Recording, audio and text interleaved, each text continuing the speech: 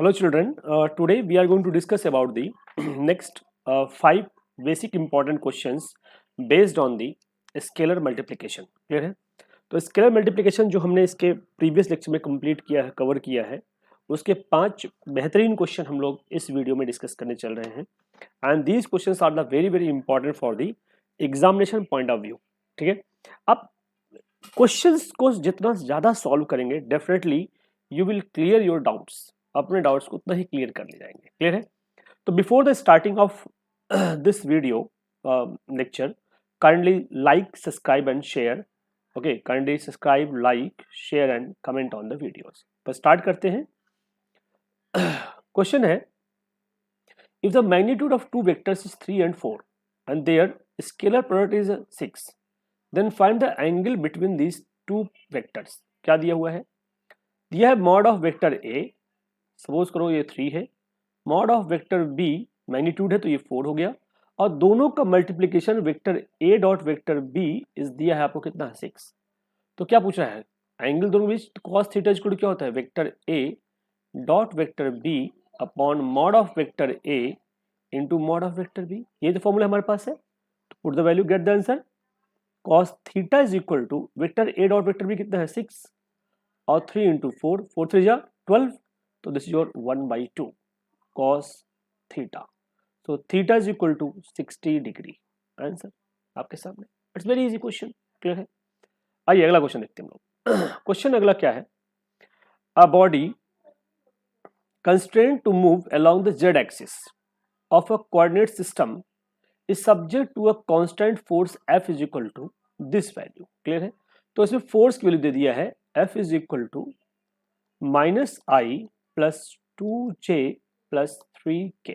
Force दे दिया गया है और किस डायरेक्शन मूव कर रहा है वो, z डायरेक्शन मूव कर रहा है. ठीक है, where I J K is represent the unit vector X Y Z axis. Calculate the work done by the force in displacing the body through a distance of 4 metre. तो इसका मतलब displacement S कितना होगा, 4 metre दिया है तो 4j होना चाहिए ना. यस या नो? डिस्प्लेसमेंट कितना होना चाहिए, 4j होना चाहिए. क्यों? किस जेड डायरेक्शन है ना, तो 4k होना चाहिए. 4 वेक्टर के होना चाहिए जेड डायरेक्शन में. तो क्लियर है? तो वर्क क्या होता है, force into displacement.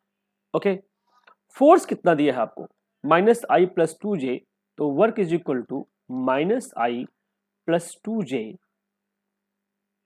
Sorry -I plus 2j and there is a 3k ना, -I plus 2j plus 3k.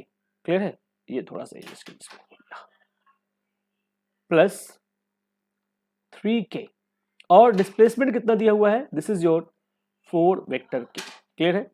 तो देखो यहाँ पे न तो i है न तो j है, तो क्या होगा, i तो ऐसे लिख सकते हो i प्लस 2j, j करो 2j प्लस 3k, इसको लिख सकते हो 0i plus 0j plus 4k cap. ये सुनो, आई डॉट आई यहाँ पे दोनों मल्टीप्लाई करो तो 0 हो जाएगा, तो ये हो गया 0. जब इसका इसका मल्टीप्लाई करो तो ये भी 0 हो जाएगा, तो प्लस 0.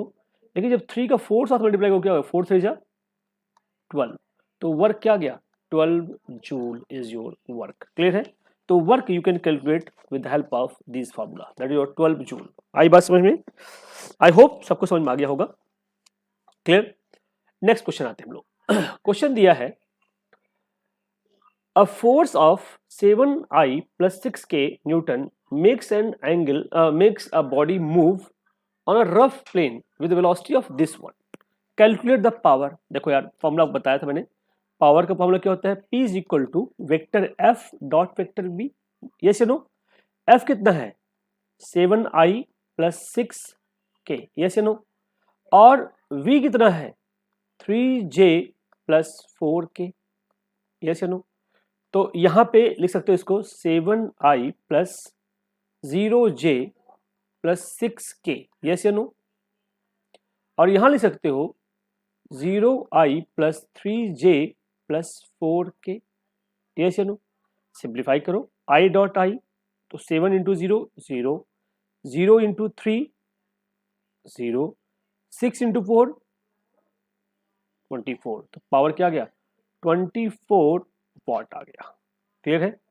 न्यूटन मीटर पर सेकंड लिख सकते हो या इसे वॉट लिख सकते हो। पावर की यूनिट क्या होती है? वॉट होती है। क्लियर है? आइए नेक्स्ट क्वेश्चन पाते हैं हम लोग। नेक्स्ट क्वेश्चन क्या है? Question is given, three vectors, vector A and vector B and vector C are such that vector A is equal to vector B plus vector C are their magnitude is 5, 4 and 3 respectively. Find the angle between A and C. देखो A और C के बीच का angle चाहिए। तो काम करते हैं हम लोग, B को लिख दो, vector B is equal to vector A minus vector C लिख दो, कोई फर्क नहीं पड़ेगा। इक्वेशन 1। अब क्या करिए, इसी इक्वेशन को दो बार मल्टीप्लाई करिए। Vector B dot vector B multiply करो तो क्या आएगा? Vector A minus vector C dot vector A minus vector C. Clear है? अब ए जो मल्टीप्लाई हुआ ए और सी का वो वेक्टर बी के इक्वल होते हैं, हो गया बी स्क्वायर।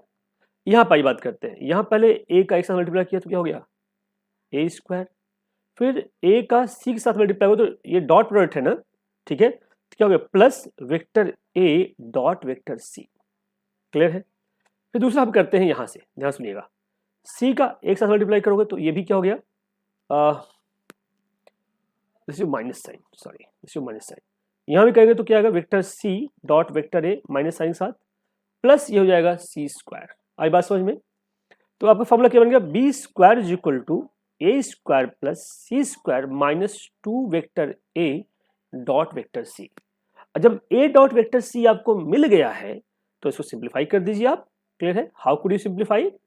लिखिए आप, vector B square is equal to A square plus C square minus 2 A C cos theta, जहां कॉस थीटा क्या है? Theta is the angle between A and C, जो हमें निकालना है। तो अब देखिए, अब क्वेश्चन आते हैं।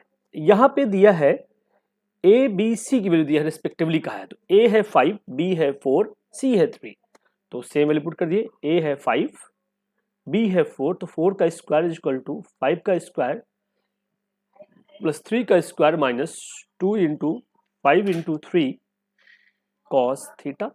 Yes no? 16 यहाँ आ गया, 25 plus 9, yes no, minus 15 into 2 30 cos theta. Simplify करिए, ये हो गया 16 माइनस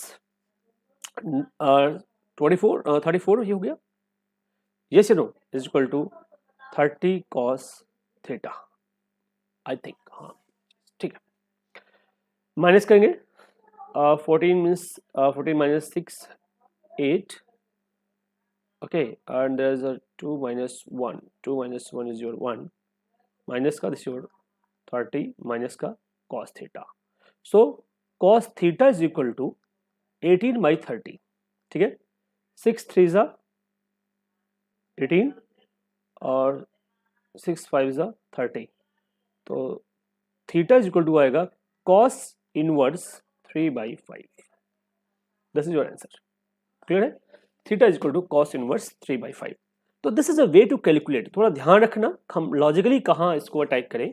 जिसके बीच में एंगल निकाला था उसको एक साइड कर दिया और दूसरे टर्म को हमने दूसरी साइड कर दिया। तो ए और सी के बीच एंगल चाहिए था, हमने तो ए और सी को एक साइड कर दिया और फिर हमने दोनों को दो बार मल्टीप्लाई कर दिया, डॉट मल्टीप्लिकेशन, और रिजल्ट हमारे सामने है। क्लियर है?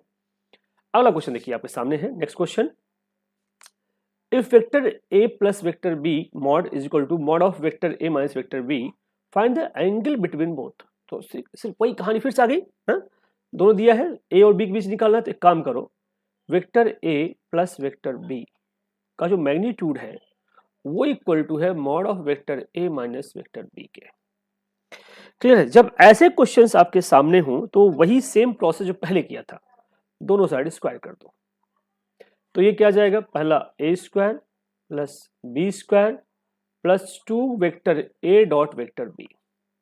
Similarly here A square plus B square minus 2 vector A dot vector B.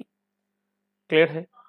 A square cut गया, बी स्क्वायर कैंसिल आउट, यहां आ गया 4 vector A dot vector B is equal to 0। और 0 कब होता है? जब कॉस क्या हो? 90 हो।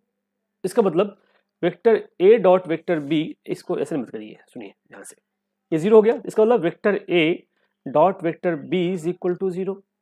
और 0 तभी हो सकता है जब A B cos theta equal to 0, तो थीटा इक्वल टू क्या होना चाहिए 90 डिग्री, क्योंकि ए और बी 0 है नहीं, 0 कौन होगा कॉस थीटा, और कॉस थीटा 0 कब हो सकता है जब थीटा क्या हो 90 डिग्री हो, अदरवाइज 0 नहीं हो सकता। तो this is a way to calculate. तो ये रहे 5 क्वेश्चन आज के। तो we will meet next video with again 5 questions, ठीक है, not more than that. I will discuss only 5 question which is very very important. Clear? Thank you everyone, thank you.